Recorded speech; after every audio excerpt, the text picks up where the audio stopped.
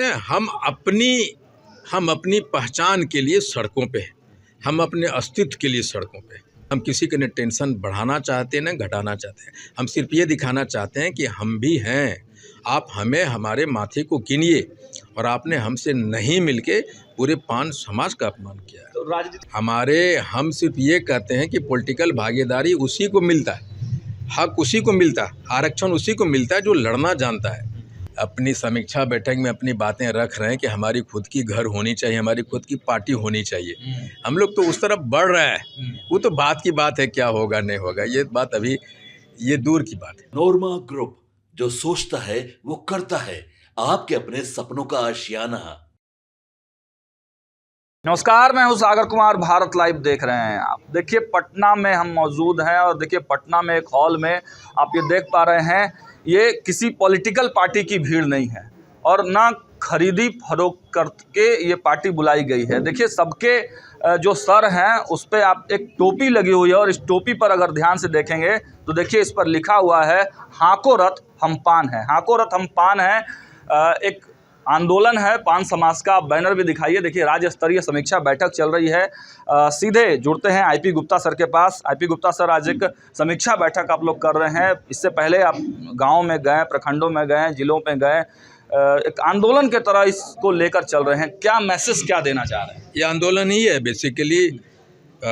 78 वर्षों से हमारे समाज के दिए हुए आरक्षण को हमसे साजिश के तहत छीना गया और जब सुप्रीम कोर्ट ने नोटिफिकेशन को रद्द किया माननीय मुख्यमंत्री नीतीश कुमार जी का, और उन्होंने हमसे मिलने तक का इनकार कर दिया, और अगर वो चाहते तो रिव्यू पिटीशन में जा सकते थे, हमसे मिल सकते थे, हमारी पीड़ा को सुन सकते थे।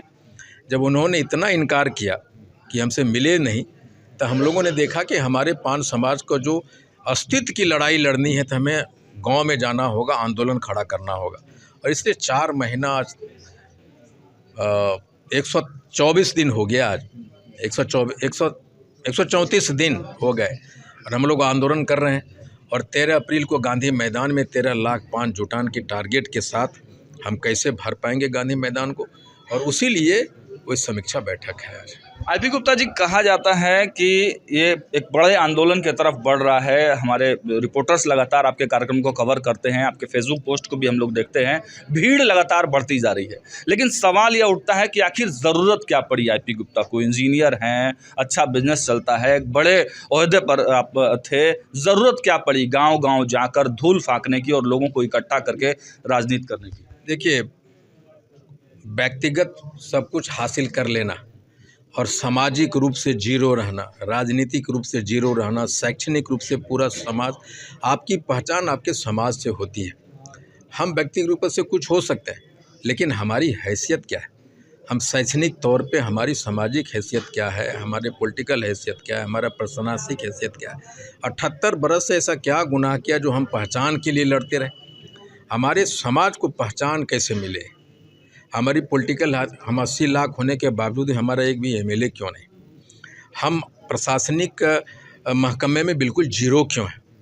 ये सारी चीज़ें ये तब हमें पता चली जब सुप्रीम कोर्ट ने बिहार सरकार के नोटिफिकेशन को रद्द किया और माननीय मुख्यमंत्री जी हमसे मिलने की इच्छा तक जाहिर नहीं की।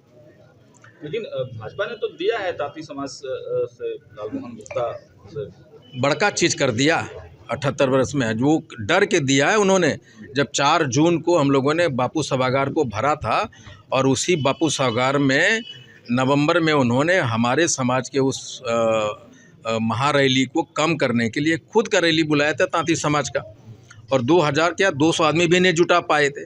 तो डर के उन्होंने हमारे समाज के एक एमएलसी दिया है, लेकिन हम स्वागत करते हैं कि उन्होंने एक एमएलसी हमारे पान समाज को बनाया, हमें अच्छा लगा। अब नीतीश कुमार का टेंशन बढ़ा रहे हैं आईपी गुप्ता। हम अपनी पहचान के लिए सड़कों पे हैं, हम अपने अस्तित्व के लिए सड़कों पे हैं। हम किसी के न टेंशन बढ़ाना चाहते हैं न घटाना चाहते हैं। हम सिर्फ ये दिखाना चाहते हैं कि हम भी हैं। आप हमें हमारे माथे को गिनिए और आपने हमसे नहीं मिलके पूरे पान समाज का अपमान किया है। तो राजनीतिक भागीदारी की ही बात है तो अब डिमांड कर लेते, फिर पार्टी बनाना, इतनी बड़ी रैली करना, लगातार 124 दिन से आप घूम रहे हैं, तो राजनीतिक भागीदारी की डिमांड कर सकते थे, जैसे कई समाज के लोग कर रहे हैं। कोई 25 मांग रहा है, कोई 50 मांग रहा है, आप भी मांग लेते। 78 बरस से हमें 100 MLA बनाने की क्षमता पान समाज को है। आपने दिखाई दिया आपको? हम सिर्फ ये कहते हैं कि पॉलिटिकल भागीदारी उसी को मिलता है, हक उसी को मिलता है, आरक्षण उसी को मिलता है जो लड़ना जानता है। और हम बस अपने लोगों के साथ में लड़ रहे हैं और लड़ना सिखा रहे हैं। कितने सीटों पर मानेंगे अगर आईपी गुप्ता को राजनीतिक भागीदारी की बात अगर हो तो कितने सीट आप डिमांड करेंगे किसी भी पार्टी से? देखिए, अभी तो हमारे लोग अपनी समीक्षा बैठक में अपनी बातें रख रहे हैं कि हमारी खुद की घर होनी चाहिए, हमारी खुद की पार्टी होनी चाहिए। हम लोग तो उस तरफ बढ़ रहे हैं। वो तो बात की बात है, क्या होगा नहीं होगा ये बात अभी ये दूर की बात है। जिस प्रकार कार्यकर्ता, अंतिम सवाल है, जिस प्रकार कार्यकर्ता लगातार नारा लगा रहे हैं, हम लोग सुनते हैं कि बिहार का मुख्यमंत्री कैसा हो, आईपी गुप्ता जैसा हो, तो क्या उस दिशा में आईपी गुप्ता और पूरे समाज के लोग आगे बढ़ रहे हैं? नहीं, मैं इस बात से सिर्फ इतना कहूँगा कि हम लोग पॉलिटिकल पार्टी, हमारे कार्यकर्ताओं का, हमारे लोगों का जन जन की मांग है कि हमारी एक पॉलिटिकल पार्टी हो जिसकी घोषणा अगर आज सहमति बनती है तो 13 अप्रैल को गांधी मैदान में हम अपने सारे चीज़ों के साथ में आपके सामने हाजिर हो जाएंगे। कितनी संख्या होगी 13 तारीख? 13 लाख की हमारा टारगेट है, लेकिन मैं ये कहूँ कि मैं जेपी आंदोलन को पीछे छोड़ूंगा तो छोड़ूंगा। जेपी आंदोलन को पीछे छोड़ूंगा। देखिए, ये मुंडी गिन लीजिए, हालांकि ये केवल समीक्षा बैठक है और इसमें जो जिलों के जो प्रमुख लोग हैं वो यहाँ पर आए हुए हैं। तब आप देख पा रहे हैं इस हॉल में पूरा खचाखच ये हॉल भरा हुआ है। लेकिन जब 13 तारीख को गांधी मैदान में हाको रथम पान है, आंदोलन के लोग जब जुड़ेंगे, तांती तत्वा समाज के लोगों की भागीदारी यहाँ पर देखने को मिलेगी। अब देखना होगा कि इसके राजनीतिक परिणाम क्या कुछ निकलकर सामने आते हैं, क्योंकि बिहार में इस बार लगातार कई समाज के लोग कार्यक्रम कर रहे हैं, डिमांड कर रहे हैं, लेकिन इन सब से अलग आईपी गुप्ता अब एक नई राजनीतिक पारी खेलने के मूड में है। देखना होगा कि इसका प्रभाव क्या कुछ पड़ता है। फिलहाल स्टूडियो में इतना ही। देखते रहिए भारत लाइव। बहुत बहुत धन्यवाद। आपके सपनों को हमने सजाया है, ई होम्स पैनोरामा को हमने बनाया है। ई होम्स मेरा एक सपना था जिस पे मैं पिछले 4 साल से काम कर रहा था। हमने जो बनाया है वो सबने है माना। ई होम्स पैनोरामा में हो आपका भी आशियाना। और फाइनली हमने 2021 में इस प्रोजेक्ट को लॉन्च किया। बहुत लोग अप्रिशिएट कर रहे हैं कि पूर्णिया जैसे शहर में, बिहार के, एक तो बिहार की बात करें उसमें भी पूर्णिया जैसे छोटे जगह में इस तरह का लाइफस्टाइल देना, ये सुन के हम लोगों को बहुत अच्छा लगता है। ई होम्स में हमने कुछ और भी किया है, जैसे हम जिस जगह में रह रहे हैं हमारे फैमिली सिक्योर हो, उनको सिक्योरिटी का ध्यान में रखा है। आपकी सुविधा और सुरक्षा आपके लिए खास है, ये आपका विश्वास है। इसमें आर्टिफिशियल इंटेलिजेंस का 7 लेयर सिक्योरिटी का हमने इस्तेमाल किया है। लस ग्रीन कैंपस को बनाया है। यदि हमारा बाउंड्री वाल है तो वो वर्टिकल गार्डन है। ये जितनी भी फैसिलिटी होता है एक इंटरनेशनल टाउनशिप में ई होम्स है, ये हम लोग विश्वास नहीं कर पा रहे हैं। जो भी हमारे मित्र दोस्त या जो भी हमारे बाहर के बाहर आते हैं तो हम लोगों को बहुत अच्छा सुनने को मिलता है और बहुत अच्छा क्रेडिट मिल रहा है। वो सारा हमने सिर्फ एक बिल्डिंग नहीं बनाया, हमें एक बहुत अच्छा लाइफस्टाइल दिया ई होम्स में, और मेरा एक सपना था जिसको मैं आज फुलफिल होते हुए देख पा रहा हूँ। ये आपका आवास है। ई होम्स पैनोरामा में अब आपका निवास है।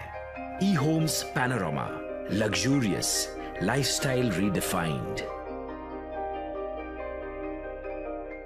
पनोरमा ग्रुप, जो सोचता है वो करता है। अगर ये वीडियो पसंद आई और वह बिहार के राजनीति और बिहारियत से सरोकार रखेनी तो सब्सक्राइब बटन दबा के चैनल के सब्सक्राइब कर ली। ओजे एगो घंटी बा, ओकरा बटन दबा देला से कुल सटीक और मारक खबर रुआ मुफ्त में मिल जाई। अगर रुआ पत्रकारिता के हमनी के नया प्रयोग में सहयोग कर चाहतानी तो ज्वाइन बटन दबा दी।